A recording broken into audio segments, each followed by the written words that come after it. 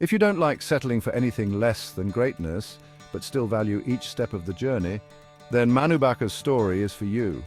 Indian shooter Manu Bhaker has just secured a spot in the final round of the women's 10-meter air pistol event at the Paris Olympics. Finishing third out of 45 competitors, her performance was nothing short of stellar. Her coach, Jaspal Rana, couldn't hold back his emotions, and who can blame him? This achievement marks a significant milestone, not just for Bhaker, but for Indian sport. Manu, showing her unwavering focus, chose to skip media interactions, channeling all her energy toward the upcoming final. On the flip side, fellow shooter Sarabjot Singh narrowly missed qualifying for the men's final, edged out by the slimmest of margins. But don't count him out just yet. Both he and Bhaker will be back for the mixed team events.